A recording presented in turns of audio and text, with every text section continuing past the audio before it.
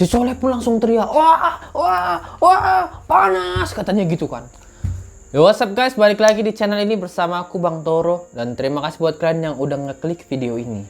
Dan kali ini, aku akan menceritakan kisah horor yang gak biasa. Seperti yang biasa-biasanya, ini lebih gak biasa lagi.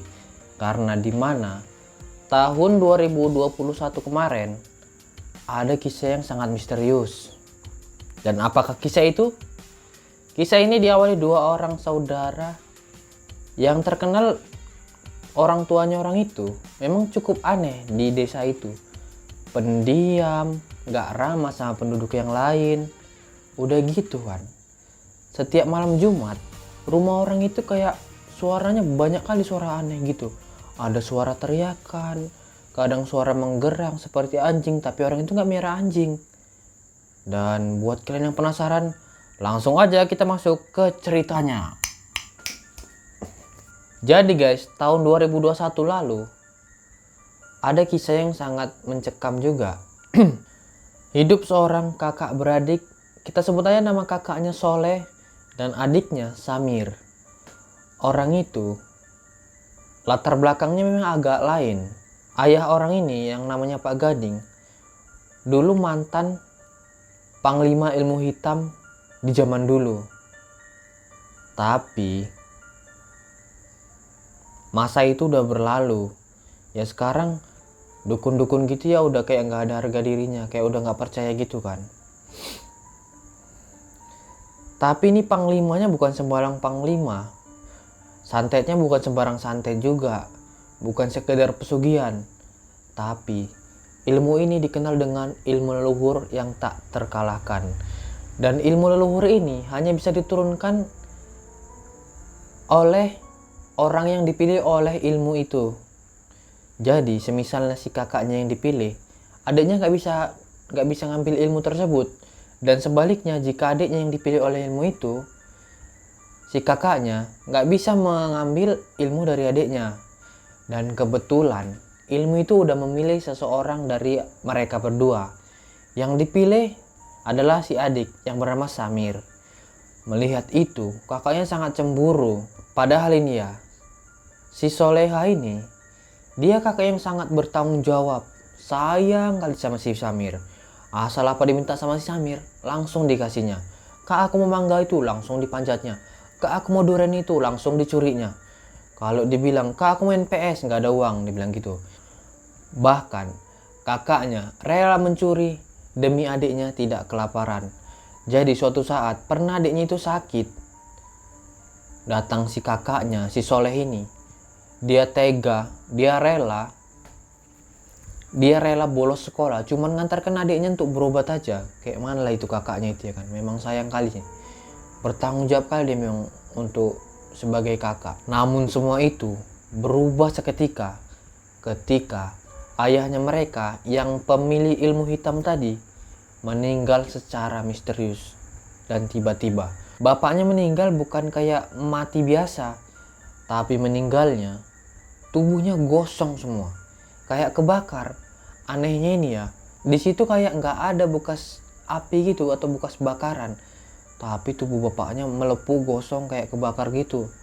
Kalaupun kena listrik, di situ listriknya baik-baik aja, nggak ada yang korslet. Kalau memang kena setrum kan langsung korslet gitu kan listriknya. Ini nggak ada.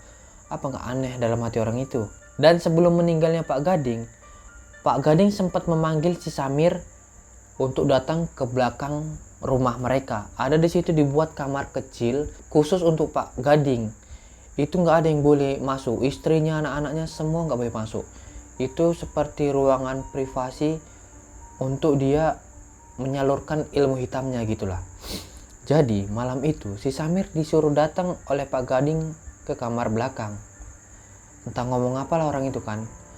Sepertinya mereka menjalankan ritual murni yang hanya bisa dijalankan oleh darah murni itu. Disebut ritual itu adalah ritual darah. Si Soleh yang nggak dipanggil bapaknya, dia di situ mulai ada rasa cemburu gitu. Kenapa adikku dipanggil, aku nggak dipanggil? Apalagi itu kan kamar khusus bapak, gitulah dia kan. Karena penasaran, dia pun melihat dari celah-celah kecil kamar tersebut. Di situ dilihat orang itu kayak wow gitu lah, kayak apa namanya ya, kayak melakukan ritual-ritual yang nggak pernah dilihat dia. Di situ pun dia heran juga ya kan, kok ini kayaknya ritualnya nggak sembarang ritual ini, gitulah kan si Soleh tadi kan. Dan keesokan harinya setelah ritual itu, disitulah bapaknya meninggal. Dan kemudian si Samir tingkahnya udah mulai berubah gitu, kayak bukan adik kesayangan si Soleh lagi. Dia kayak agak linglung gitu orangnya. Udah agak linglung, pengetahuannya tiba-tiba kayak bertambah gitu dalam satu malam. Emangnya Imam Mahdi ya kan, satu malam berubah? Mana mungkin. Dan mulai saat itu si Samir ilmunya makin aneh gitu ditengok si Soleh tadi. Tiba-tiba dia bisa mengobatin orang sakit. Tiba-tiba ada anjing jenggongin ibu-ibu gitu kan. Ibu-ibunya kena gigit kakinya. Bisa dijampe-jampe dalam hitungan menit. Anjingnya tiba-tiba langsung meninggal. Apa nggak sakti kali dia kan? Melihat kesaktian Samir, si Soleh pun udah mulai di situ, udah mulai cemburunya udah mulai membara gitu.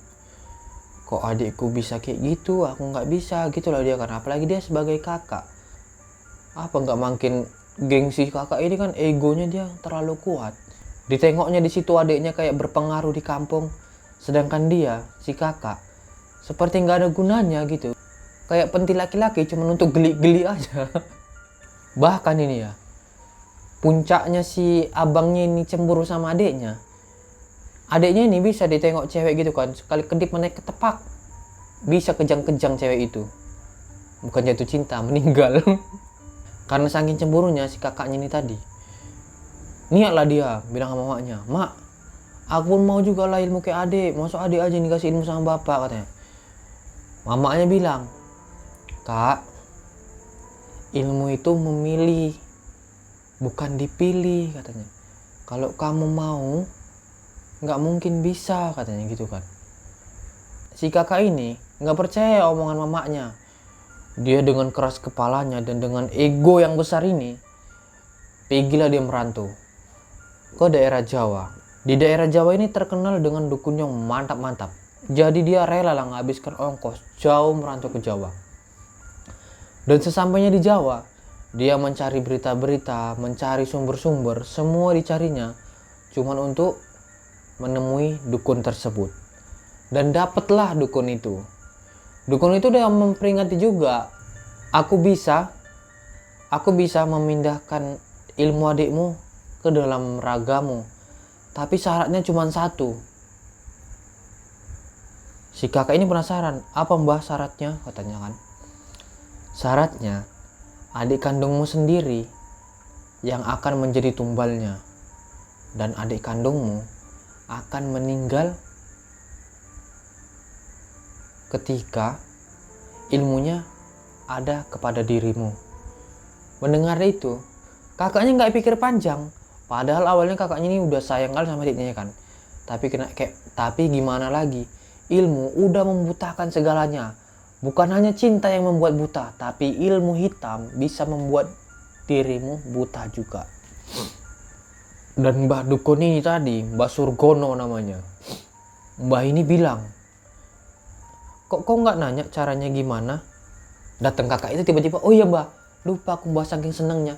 Kayak mana caranya mbah?" katanya gitu. Langsung dikasih tahu lah sama mbah ini. Caranya, kamu pantau aja adikmu ketika di kamar itu. Kalau dia lagi melakukan ritual, jiwanya akan melayang. Jiwanya akan melayang ke alam gaib. Dan saat itulah kamu tusukkan pisau ini ke jantungnya. Dan seketika kalau dia meninggal, otomatis ilmunya itu lari kepada darahmu. Tapi ingat ya, kalau tubuhmu nggak sanggup, tubuhmu akan terbakar, melepuh, dan lenyap dari dunia. Itulah risiko yang akan kamu tanggung, kata dukun ini. Kakaknya itu pun agak was-was juga ya kan, deg-degan. Ya, ngeri kali kalau nggak sanggup aku, mati pula aku, gitu dibilangnya. Apalagi ingat dia apa kata mamanya. Karena dibilang mamanya, kalau kau nggak sanggup nak, jiwamu akan terbakar gitu kan. Makanya mamanya nggak mau nurunkan sama kakaknya. Mungkin mamanya ini udah tahu ya kan, kalau kakaknya memang nggak sanggup. Tapi karena udah egonya tinggi kali nih si kakak, udahlah nggak pikir panjang, mati situ gitu kan. Daripada aku cuman nggak berguna kayak pentil laki-laki cuman buat geli-geli, bagus kayak mati berdua gitu pikiran dia. Cuman kalau udah egonya tinggi ya kan, nggak bisa lagi tertahan apa yang diinginkan.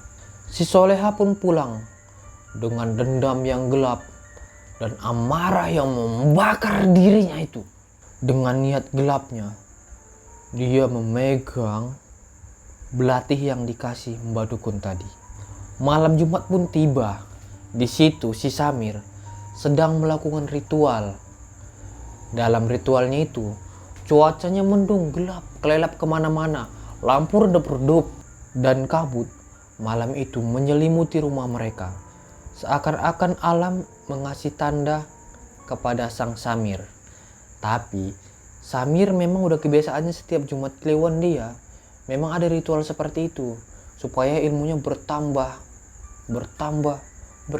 terus. Dia biar makin sakti.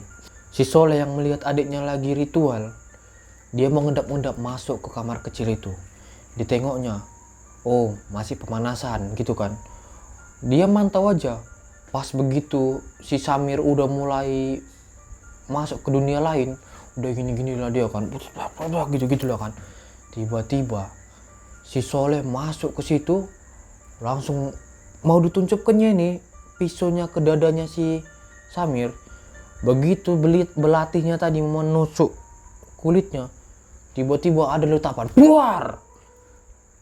Si Soleh tadi terpental dari langsung jauh, terpental kena apa tadi tuh, kamar-kamar tadi.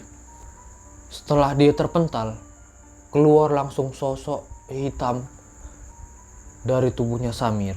Sosok itu tubuhnya besar, hitam. Langsung dia berkata, "Darahmu kotor, jiwamu busuk. Kau tak pantas menerima ilmu dariku." Oh iya, ini si sosok hitam tadi ini, itu penjaga dirinya Samir sekaligus ilmu pemberian dari ayahnya, yaitu ilmu leluhur. Si Soleh pun langsung teriak, wah, panas katanya gitu kan. Di situ tubuhnya si Soleh seakan-akan membusuk dari dalam, kayak digrogotin gitu. Tiba-tiba lenyap, membusuk. Tapi anehnya, tubuhnya nggak hilang. Tubuhnya seolah-olah dia tumbuh jadi pohon. Pohon itu pun pohon gersang, tanpa daun, tanpa bunga. Cuman ada rating-rating yang hitam gitu. Melihat itu pun sang adik merasa menyesal. Padahal ini dibongkar sama dia. Pas malam itu, pas dia dipanggil oleh ayahnya ke kamar kecil itu, dia udah wanti-wanti, dia udah menolak ilmu itu. Dia bilang, ya kasihlah ilmu sama abang aja, aku nggak sanggup ya, katanya gitu kan. Tapi apalagi dibilang bapaknya gini, dibilang ayahnya kayak gini, "Nak, ilmu ini bukan dipilih tapi memilih. Ilmu ini memilih darahmu yang murni, yang polos, belum tercemar oleh apapun," katanya gitu kan. "Sedangkan abangmu, jiwanya tidak sebersih jiwamu dan niatnya tak sebaik niatmu," katanya gitu. Karena jadi mengingat itu pun sang adik merasa menyesal. "Abang, kenapa lah abang seperti ini bang? Ilmu ini bukan aku yang mau bang. Kalau memang bisa aku turunkan sama abang, akan kuturunkan ini bang," gitu kan.